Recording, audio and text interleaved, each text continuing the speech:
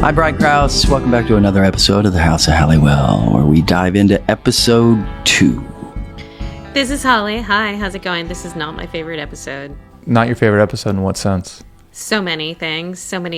Like the sports cars, and like it looked like we were like suddenly we switched to Baywatch nights, and like there were so many things that were just a little out of bounds in this episode. Yep. You look really enthused to dive into it. Mm-hmm. Well, there's good things about it, but there's mostly... Why don't we start with the good before we go all bad? Then the ugly. Yeah, Leo. Well, let's start with Brian. Brian, what was your takeaway from episode 2? You know, I don't have much. I don't remember it at all. So, did you do your homework? And I did not do my homework, no. Okay. I watched that as much as I watched it back in 98. But you got to watch it. I watched it. I had to watch it yesterday, which means you have to watch it yesterday or this morning. You said had to, which means you thoroughly enjoyed it, right?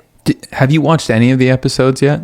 Have I watched any of the episodes? No, I don't, when the show aired, I really barely watched it as it was. Now. So, no, I have not. Okay. So Brian's done his homework.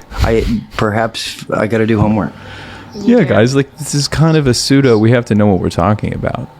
But also, this is gold. I thought I was off the hook because I wasn't. I wasn't in the first two episodes. Wait a minute. I'm not in. You're not on camera. You're like blah blah blah blah blah blah, and then me, and blah blah blah blah blah blah, and then me. Yeah, I wasn't in the show. Okay, so we'll just Brian's here just for eye candy for you people. I am. I'm just kind of listening. Okay, you can listen. You can chime in some. Okay, I'm being a fan. Let's I wasn't a part of it. Okay. We're rolling. Let's just be objective. Drew, did you like the episode? It wasn't my favorite episode I've ever seen. Oh, weird. I wonder why. Well, I'm going to look at my notes here. Please do. Oh, you had a great line, though. Thanks a lot, Mouth. Which I thought was pretty good. Actually, no, that was Shannon who said that. That was Shannon talking to me. To Alyssa. Or no, to you. Me. That was pretty funny. That made me laugh. Me. I didn't know you were a chef. I got to be honest. Oh. You weren't really a chef by the time I was around? No, I had the bar. You had a bar, but before that you were a chef. I didn't know. That was really interesting. We had bar food. Okay, so serious question. How quickly did you shoot episode 2 after you had shot the pilot? Like, you rolled right into it? No, because we had the casting snafu. Okay. So there was that. And then we had to, fill in.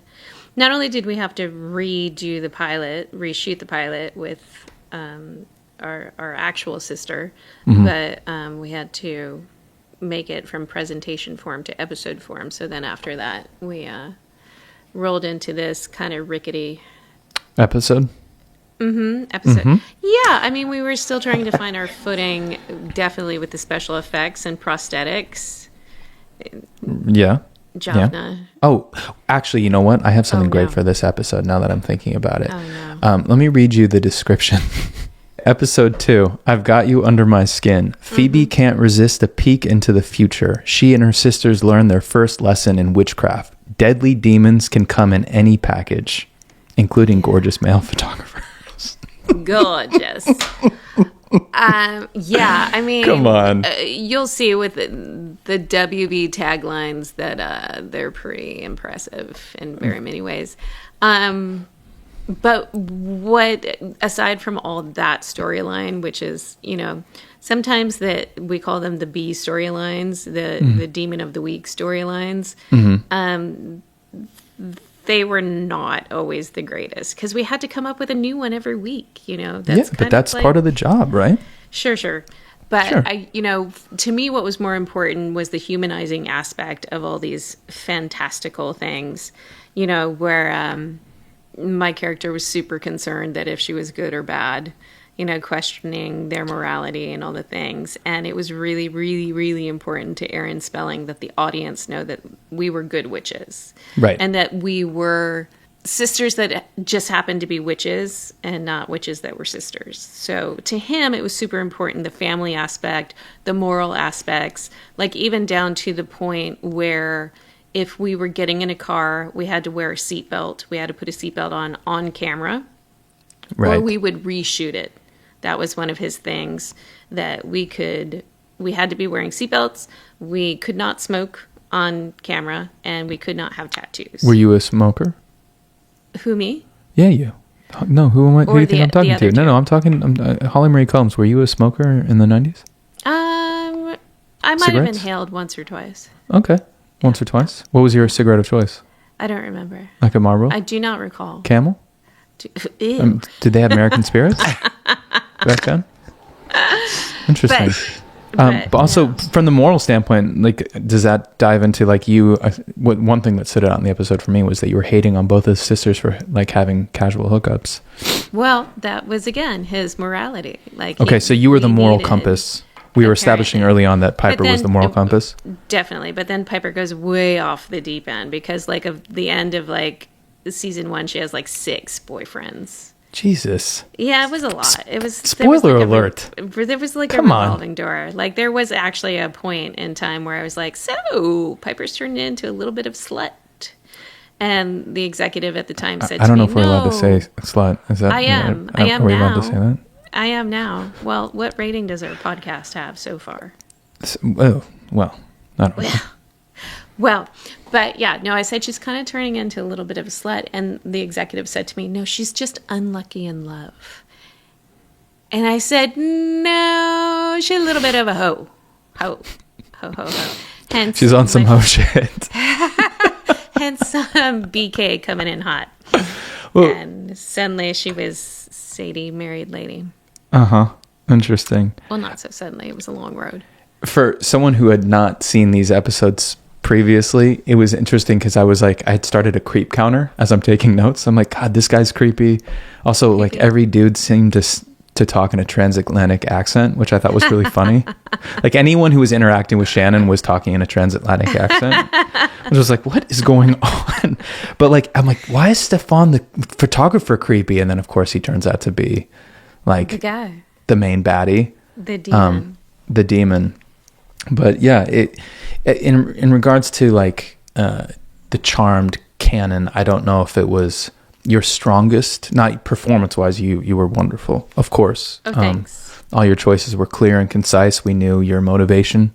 You know what I do like about that episode? I do like the scene with Alyssa and I where we have that conversation, because I remember from filming it, it was like the first, like, real quiet scene between the two of us where we had this sort of heart-to-heart where we navigated the pathway of what our relationship was as characters. And it's very evident in that scene in the attic, sort of like the intimacy and the relatability that we had as people, as actors, and as characters is in that scene, in that episode. So there are bright spots in this episode. No, absolutely. Sure. And it really does a good job of it, like, highlighting and magnifying, like, the chemistry that you guys had. Like, it's really believable that you are sisters. Like, all three of you, actually. Like, there was... truly, the chemistry was off the charts. I was like, oh yeah, I totally buy this. And like, I didn't have any siblings, so this was all uncharted territory for me, for sure. Wow. You know, and I like that in this episode we did establish that we were there to help innocents and that we were there to be pseudo crime fighters, so to speak. Now, at that point, also in this, were you still finding your footing, like, from a character standpoint, or did you pretty much you have a clear kind of path forward? I mean, in that episode, like, it's really pretty concrete Piper in the kitchen where she's just freaking out because she freezes time with her power, and then the restaurant is still happening outside the kitchen doors. That's like prime Piper territory right there. Okay. That's when all her neurotic tendencies, and, you know, I didn't really go to acting school. Like, I took a few lessons. I had a super strict coach for a certain movie, and I didn't. Who was your coach? I didn't. Ernie Martin in New York. Okay. And I didn't really enjoy it whatsoever because it was very emotional. What, the process? You mean the process of? Yeah. Of working with a coach, or the process of actually acting? No, it was very method. It was very emotional. It was very digging deep, and I was very young at the time. And so, but what I did take away from it was I didn't really know what I was doing in trying to establish, like, this brand new character. So I would start with really simple things like a watch or shoes or a walk. And for me, the Piper walk was a very big deal, a very big indication. As you two know, I don't walk like she walks. And so that was pretty easy for me to, like, these physical, tangible things made it easier for me to create a character where I felt I wasn't really qualified to. Okay. Piper walk was a Piper big deal. walk. And Piper BK, walk did you know? is BK, on did you know about display. Piper's walk? I mean, The No. clickety-clack. If you didn't know, it's okay. no, I didn't. I wasn't. No. Well, when you watch the episode, you'll notice. Well, he doesn't. I mean, do you even need to watch it anymore? We're moving on. I mean, not, you got to start now at that I 3. know there's a That's walk. your homework. There is a walk. There is a walk for sure. Mm-hmm. But yeah, the pastor. That, by the way, the pastor with his creepy advice. It was episode 2. He says, I was "Put like, her no, to you should basically put her to you the should die death. now. She's evil." Direct Yeah. quote. I'm like, whoa. Yeah. I don't know if that's great. Neil advice or not. Roberts was in that, and he wound up doing 6 episodes. Interesting. Who was? As a dark demon, right? Neil Roberts. Which one was Neil Roberts? He was Rex Buckland. Who's Rex Yeah, he Buckland? hung around for the transatlantic accent. Oh yeah. Yeah. The guy who was talking. Oh, the Pruse boss. Yeah. Yeah. We didn't have a lot of, like, Interesting. arcing characters, because Spelling at the time wanted every episode to be a standalone so that they could do reruns in any order that they wanted to. So it was really hard for us to get sort of character arcs approved at the time. Right. Yeah, but somehow, yeah, that one worked. Did you get transatlantic accents approved? Was that something Probably. That was probably a prerequisite. Okay. It's a really tough accent to nail, I gotta be honest.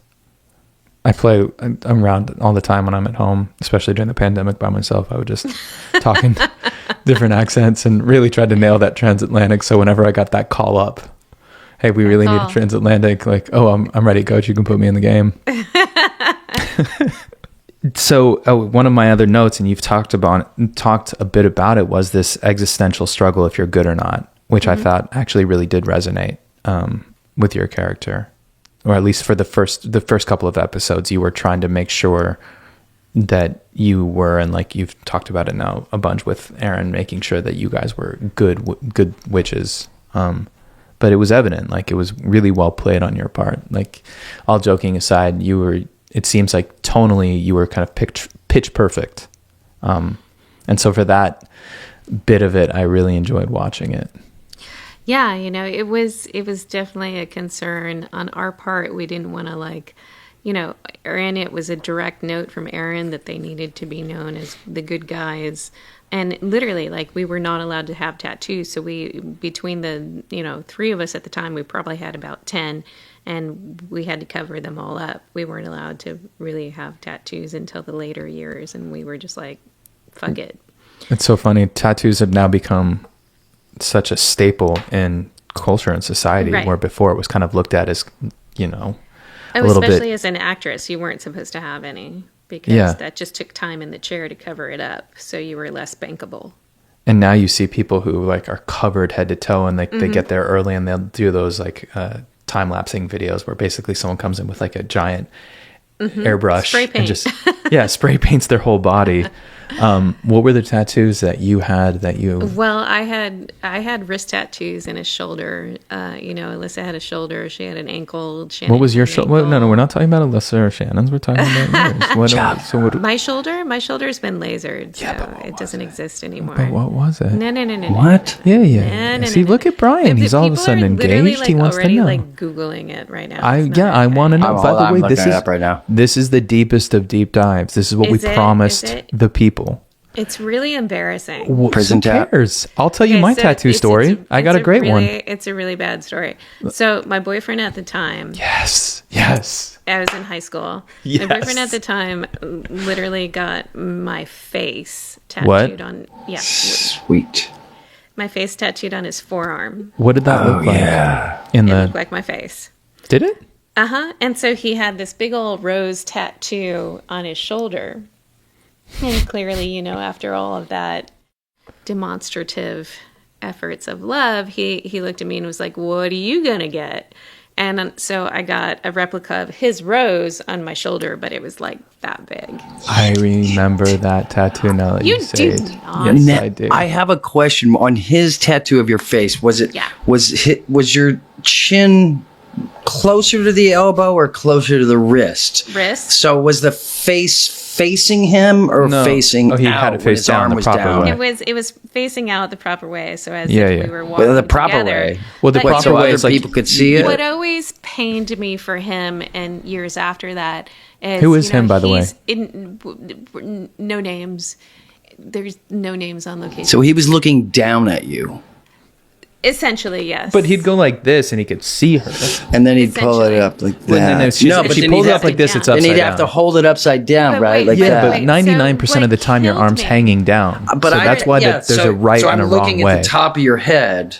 I'd Right. rather have you flipped over with your chin's bottom, so I could be like this and kind of stare at your That's eyes. too. Ew. Wow. You know what I mean? Like now we're Wow. face to face. I don't know. So basically, That's- he's married with kids now, and Who? and bless him and everything. Who's married? But literally, like I felt like when he hugged any prospective other people, like I was still right here.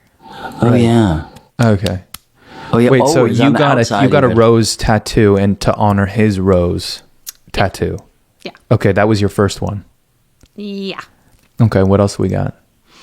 My wrist tattoos. Everybody on Charmed has seen them because Yeah, but we used just- to have, let's give- we used let's to give- have we used to have bracelets that would cover them up. I still this is probably from Charmed, but they would always slip. It's like a game of like where's Waldo? Like how many times did you see our tattoos when you weren't supposed to? Was there a butterfly on your wrist? Yes. Okay, just making sure that I remember that correctly. That's also I cannot believe I remembered that. Well, you were 12, so That's true. yeah. Random tattoo story. So I had always loved them, and I never had any. And then during the pandemic, and at the beginning of the pandemic, when everyone was going to die and like 40 million people were it was it. Remember at the very, very beginning, like Game over. Bill Game Paxton, over. I'm game over. outside washing groceries naked, like in my yard, literally scrubbing it down. So embarrassing. And I was like, man, if we're all gonna die, and I've always wanted tattoos, like what? Like why the fuck did I wait? Like who cares? Like you can cover them up now, and it doesn't matter. And they're an expression. They're much more accepted than like let's say they used to be. And like there's incredible artists out there that didn't exist in the same way, like the single needle kind of like hyper realism. And so I was like, fuck it, I'm getting a tattoo. I've always wanted them. I want to get them.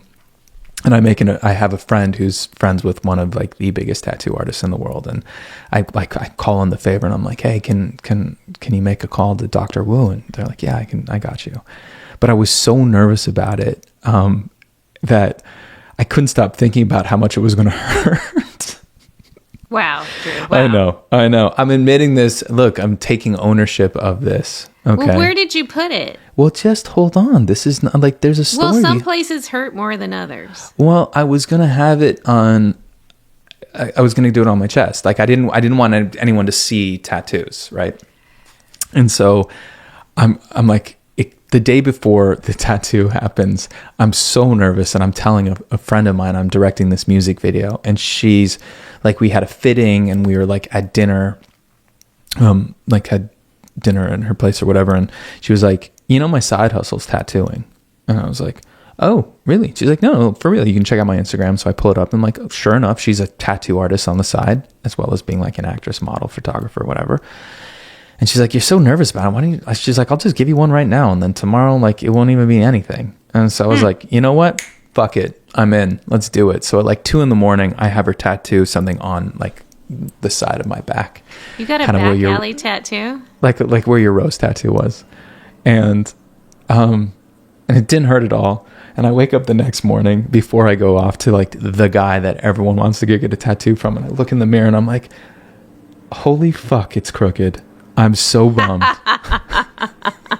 So after waiting for forever, I'm like, I'm never going to make a mistake, because I know I'm old enough to know really what I want and what matters. The first one I fucking got was crooked.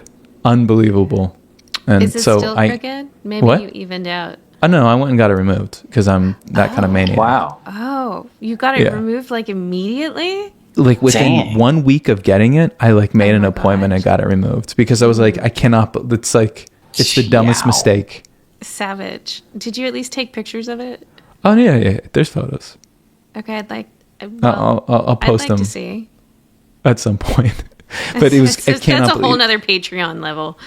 Yeah, it's just a crooked tattoo from my first one after what? waiting Join my now whole if you life. want to Of see what? private tattoos. Does it say We don't mom? have to get into it. Does it say mama? Wow. No, Does it say it said love mommy. Mommy. Mommy, but she spelled it with an IE. It was so awkward. Baby. Baby. Baby. Well, we're supposed to interview John Kretschmer. I'm sure he's going to show up at any moment, probably looking all dapper. And Can't wait. yeah, BK. Just a little homework for you for the next one. You got to watch. Watch yourself. Episode 3. Episode 3 is called "Thank You for Morphing." Yes, I For saved not this thing morphing. on charmfandom.com. Yeah. Also, There's a- aka there's a Brian whole- Cross's first episode, aka I have a better title for it. Please A do. lot of daddy dearest. Daddy Oh, issues. Jesus. Yeah, daddy issues. Daddy issues. Yeah. Daddy AF issues. Now I have them. Okay. Well, yeah, it's next time. But this time, what we got for you guys right now is an interview with John Kretschmer, who directed the first and second episodes. John, we've been doing this for an hour. We're 7 good. minutes. I mean, we are a well-oiled machine. I love that you are our first. You're a guinea pig. Thank you He for should being be. here. I mean, because he did the first 2, and I'm sure that was a well-oiled machine as well. Two of 17. You did That's right. 17 of them. 17. Wow. Wow. He was a I think mainstay. I think Conway did 17 too, but I was, of all the independent directors, I had done the most. Right. You weren't in-house, and it wasn't in your contract. We actually chose And we you. loved you so much. It's true. So John directed episode 1 and 2. They aired in October 7th in 1998. And I don't know why you keep having to say the date. It's because I super just want to rude. make sure everyone knows that I was 17 at the time. Yeah, I know. You're still 17 in many ways. But anyway, John actually John. did 1B because there was a 1A. So we had to reshoot the pilot or parts of the pilot. And thankfully, John came in to be our savior. The story from my perspective is that I was called in the spring of that year to direct the presentation or the 20-minute pilot or whatever it was. Right. And I was working as a producer on another show, and so I couldn't be released. Bruce Seth Green came in and directed the 20 minutes, and then there was a casting change. So almost everything had to be reshot. The only sequence that wasn't reshot was the scene in the elevator that you did, Holly, with the spikes. Yes. But I reshot everything else, and I felt very fortunate to do it. I had a great time on both episodes. Even though the second episode I directed, it was the third episode filmed, if you remember, because I had to prep that while you were shooting what became episode 3. He was a very busy man. So, John, real fast. Now, most of the time, and I don't know if, forgive me if people already know this, but usually the pilot director gets to establish the look of the show and like the tone. Did you have a lot of leeway with that? Like, because if I remember, I'm watching these going, wow, they were so dark, like the way they were lit. They were supposed to be, yeah. Yeah, it was really cool. Yeah, Like, well, I will say that Tommy Del Ruth, the cameraman Yeah. for the first 6 episodes, Holly, was he on the first Something 6? like that, yeah. He was great. He's enormously talented, and reviewing those 2 episodes, I was kind of struck at how beautiful they were. I mean, they were just gorgeous, and you guys were just lit so beautifully. yeah. Yeah, well, Tommy was a big deal. Tommy was a big deal at that time because you can see in a lot of our shots in the restaurant, he sort of pioneered that steady cam walk and talk through the hospital, actually in ER. So we were super lucky to get Yes. somebody so artsy, for sure. Oh, wow. Exactly right. And in fact, if you notice, I think it's like the second shot in the second episode is a very complicated Steadicam shot with you and Alyssa. And Tommy was the one who helped design that. I considered that a gift from him because I was going to do something much simpler, and he designed it in such a way. It was so complicated, and I said, "Can you really light this?" And he said, "Yeah, this is no problem." So we did it. I'm so happy. I'm still I still think about that shot to this day. Yeah, I mean, and the lighting was great. It was dark, it was moody, it was everything that we wanted, and Shannon was a big part of that, and the look of it, and keeping it moody, and trying to make, every element sort of add to the storyline. But in answer to your question, I was fortunate enough to have complete support for whatever I wanted to do, and so what little contribution I made was made without interference. That's cool, because usually, again, once the look is established in the first couple episodes, that kind of sets the bar and the tone for the rest of the series. Now, obviously, with different DPs and stuff, it ultimately kind of evolved and changed, but those first episodes really do stand out in a way that I wasn't even aware of, because I had never seen those episodes before. That's nice. Well, I know you. Well, yeah, no. Again, I can't praise Tommy highly enough. Yeah. And I think when Jonathan finally joined the show, he also upped the game. He brought it back, and concentrated on making the women look fabulous. That was something he put a great deal of importance on. In addition to the magical stuff and the dark stuff, he made sure that the women always looked fabulous. Well, we were getting older at that point, so it was a necessity from the network. Wait a second. It was a note. They were like, wow, they look tired. And they were like, yeah, well, they've been at this for 6 years. You guys never, even in the last season, you guys never needed any extra help. But he ensured that you were protected in that regard. Yeah. So, Jonathan, in getting the show, had you worked for Spelling before? How does the job come about on a pilot episode for a director like yourself? Is it something you knew some of the producers beforehand, or were part of the creative process in getting it all going? Yes, my very first job as a first assistant director was at Spelling on a show called Matt Houston, and that's where I met Jim Conway. And Jim went on to, he was sort of a jack of all trades. Jim was both a writer. He was a writer, a producer, and a director, and excellent in all three. And then I did a pilot for Spelling in Hong Kong called Harry's Hong Kong, which didn't sell, with David Soul. And then I became a director, and Jim and I had maintained our friendship, and he had followed my career, and for whatever reason, he and Duke felt that I would be a good choice for the show originally, and then when I couldn't do it and they made the change, they brought me back, and I was very, very pleased and flattered that they did. I had started at Spelling in 84, so I had an over decade-long relationship with them. So just for the math, Drew, you were 7. No, 1984. What do you remember? What month roughly? Because I was probably 3. You know what? In 1984. Enough about you. No, I'm just sharing. Listen, you're not I'm even sharing alive with in the show people. Yet, so. John, did you do other Spelling shows as well? I mean, you mentioned that you did 17 Charmed episodes over the course of the series. No, I don't. I don't think I did any other than when I was an assistant director and I'd done Matt Houston and Harry's Hong Kong. Charmed was the only Spelling show I directed, but it was also, quite frankly, it was sort of toward the end of the Spelling regime. That's true. Aaron was relatively old, but I to this day I'm still friends with Jim and Duke. We have lunch together every few months.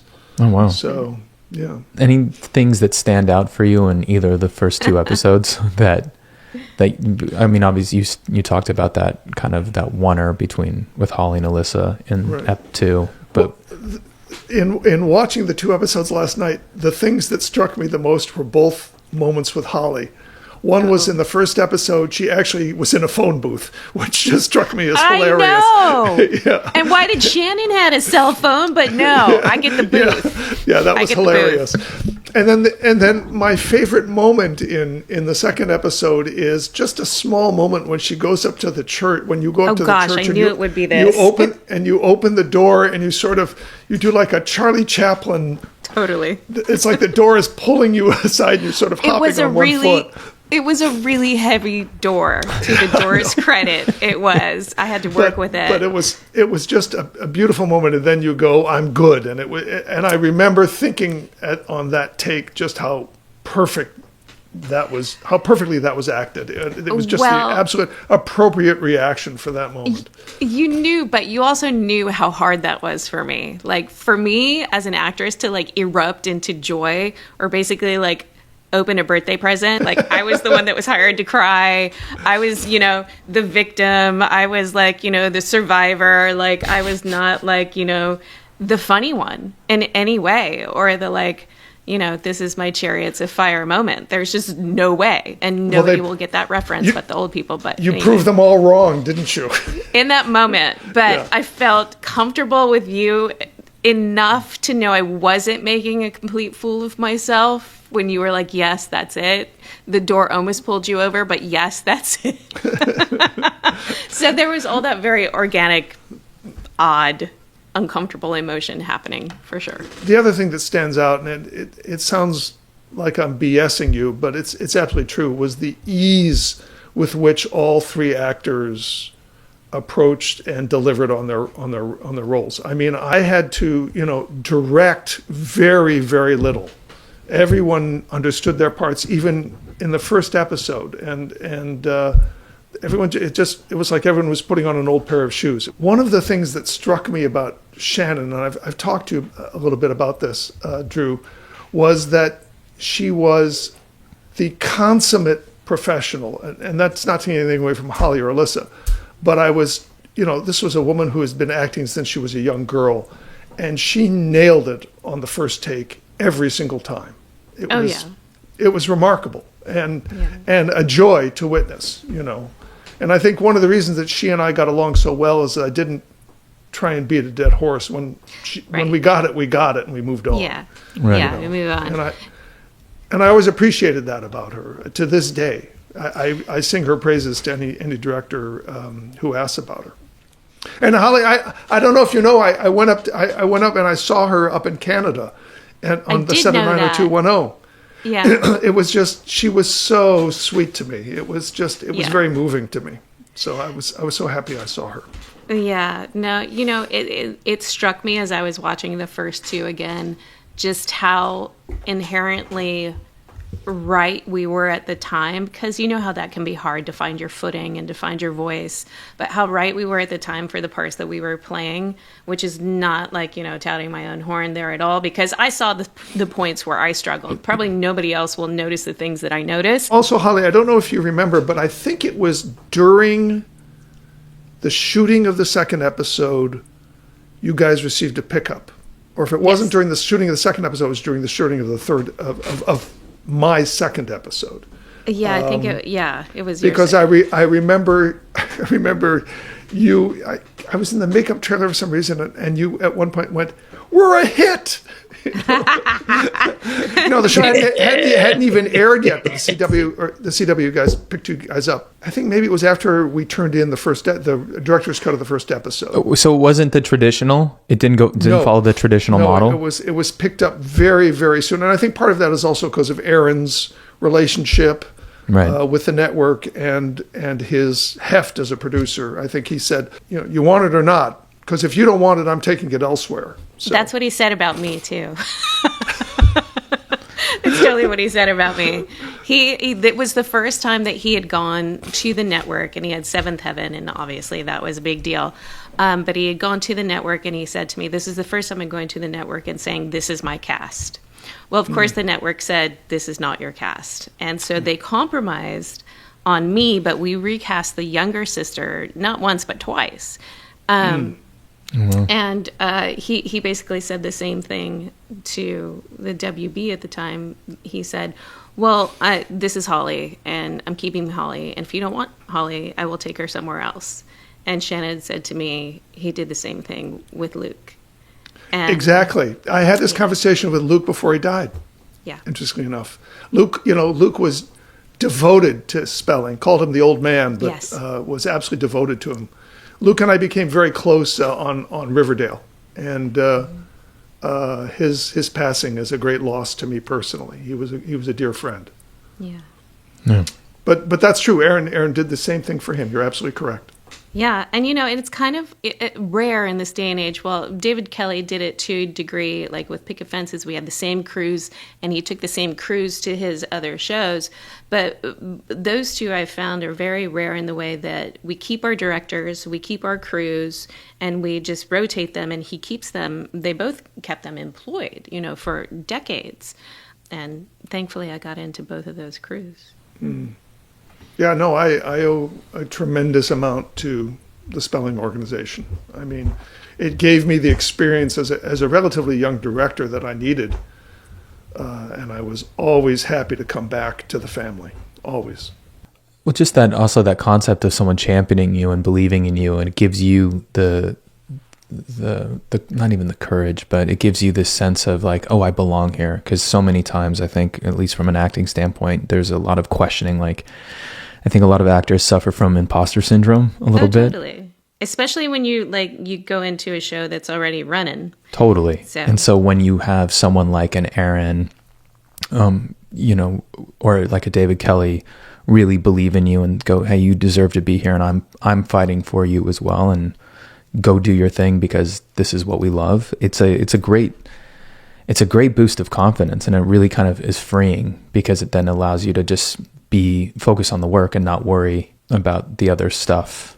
Well, it was a rare commodity also because of loyalty is not something that is often experienced in this business, and certainly experienced it at Spelling. Yeah, over and over again. I mean, I'm walking proof of that for having done 17 episodes. Quick question about tone. I'm kind of going back to the show for a quick second. Was it always going to have this underlying comedic tone to it as well, or was that something that Holly, you, Shannon, and Alyssa, and then ultimately Rose brought to the table? Like, when you guys shot the pilot or the first 3 episodes, obviously there was darker themes. We talked about how it looked. But this idea of this kind of underlying really kind of beautiful comedy, was that something that you guys all brought to the table? Was that something that was discussed? Well, I'll give you my opinion, and then I'm really going to have to ask Holly and you and Brian, because you experienced more scripts than I did. But I felt that was inherent in the material that I was handed. What do you think, Holly? I mean, the first script, 1A was a lot darker. I mean, come right out of the gate and kill somebody.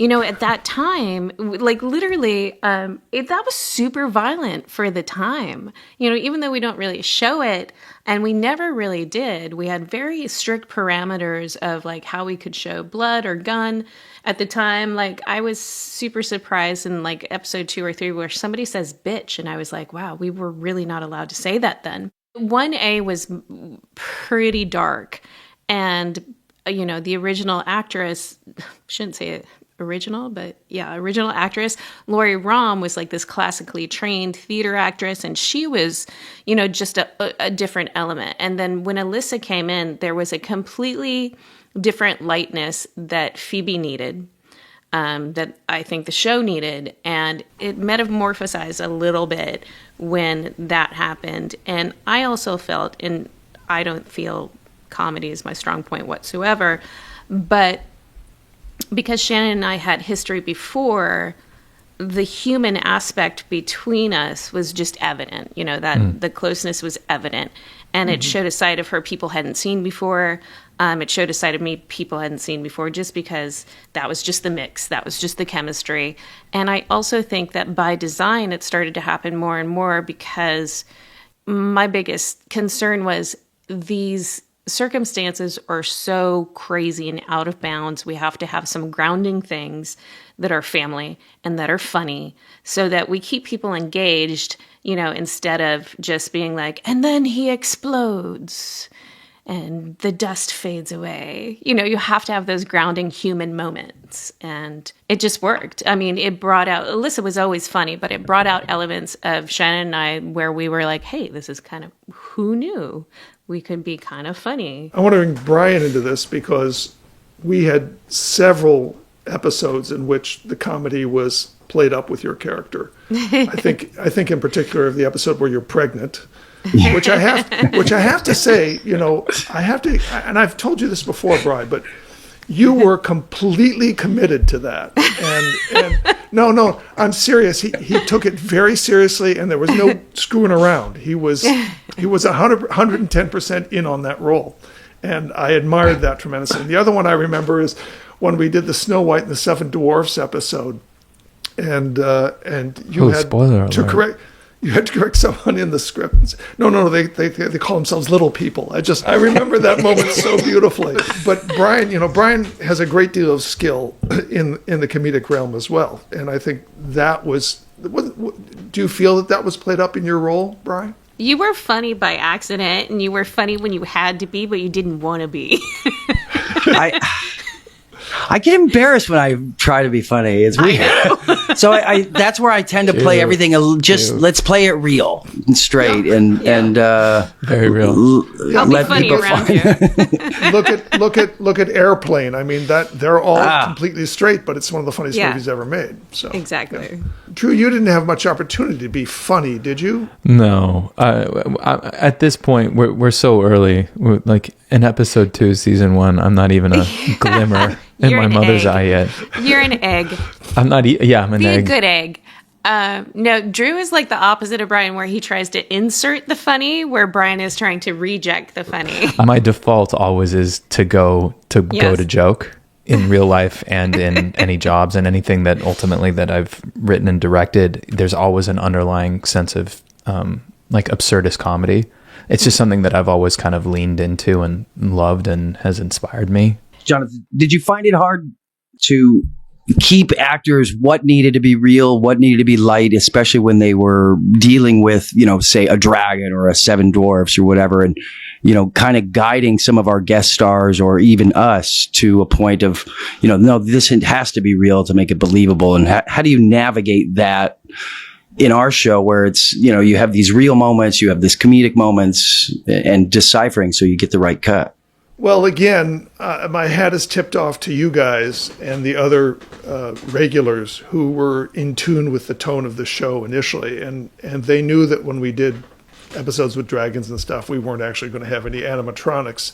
So you guys had to use your imagination. But I could describe what I knew the creature was going to look like or going to be doing to you. And you guys just sort of figured it out yourselves. I didn't have to ride anyone too hard about making it real. I should mention to your listeners, if you look at the visual and special effects of the first 2 episodes and you compare them with what happens in later seasons, the sophistication of the show became so much more intense and fulfilling. For example, Holly, you remember in the first season, we always had to freeze you guys. When you had to stand still, and then we had to change the lights or something, and then we go unfreeze. It was very physical. It was like everybody became a statue. It was red light, green light. Mm-hmm. Yeah, and then that went out the window around season 3, season 4, as I remember, because they figured out how to do it much more simply. But we figured out how to do a split screen. But we were like, I remember we were all like, we don't have to freeze. We didn't know half of the special effects in the beginning. Gratitude to our team, we didn't even know how to accomplish, in the first season. It was all very handmade. Like, even like Brian's hand lights were like taped to his hand and they would fall off often. Like little light bulbs were taped to his, always literally. Well, that was the best one. Again, to jump ahead without giving too much away, in the Dragon episode, there were, I think, 140 visual effects shot, which in a 42-minute show is an unbelievable number of effect shots, and yet they were accomplished without any problem whatsoever. Yeah, so. And at that point, it was like, I had the baby at that point, and I'm so glad it was you, John, because you're like, okay, there's a dragon in the sky, and I was like, okay. And you're like, okay, no, look up a little bit more. And now the dragon, I was like, oh my God. With the baby. Amazing. But if you think about it, like, Charmed was kind of a special effects pioneer compared to, like, let's say Game of Thrones and what we ultimately saw with that kind of show, that kind of budget, 20 plus years later. Like, what you guys were doing early on, was radical. It was so cool because we hadn't really seen stuff like that on the small screen. So yeah, there was no green screen when we started. I think we actually started on film. When we went to digital, I was like, what do you mean digital? So there was all these weird adjustments that we had to make basically while we were building the plane as we were flying the plane. So John, real fast, your history of kind of before you came to Charmed, like I was kind of playing around on your IMDb, first AD for Steven Spielberg for Jurassic Park. What was that like? Like, this is now just me wanting to know because I never actually asked you about that. It was a great experience because I was working with everyone on that film was the absolute best person in their department in the world. And so, I got to work with Stan Winston, who did the creatures, and Dennis Murin at ILM, who did the full-size dinosaurs, and then the physical effects were great. I mean, it was just great, and Stephen was in a great mood. We finished 13 days early, which is unheard of. Wow. Yeah, it's extraordinary, and I think the reason for that is I believe that Stephen was on the line for any dime that he spent over the $69 million on the budget. So he wanted to make sure that he finished early, and then he took whatever money he saved and shoved it into visual effects. And I think, you look at the picture now, I mean, 28 years later, it still holds up, I think. Oh, 100%. In any event, it also gave me much needed experience in the CGI realm so that I would be prepared to actually, when I became a director, to deal with that. And, I became a director on a show called Sequest, which had a lot of CGI. And so I was very comfortable with visual effects by the time that I came to Charmed. And so, in the discussions of how were we going to create certain effects, it was a vocabulary I was very familiar with and could deal with.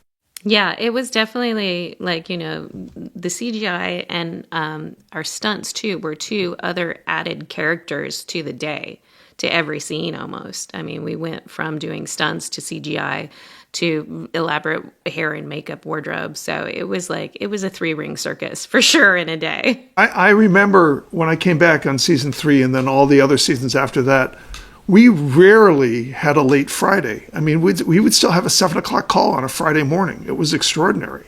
They were able to write to that and also stagger so that the women didn't have to all come in at once and therefore cause turnaround issues. That was, which was great with our AD staff and, the producing staff and everybody kind of knowing going into that, and the production managing and JP being, it was a good machine that we had running there. So yeah, by the time I became a regular in season 2, I guess that's kind of how it always was. I knew I had a 6:45 call and didn't have to stay as late as the girls.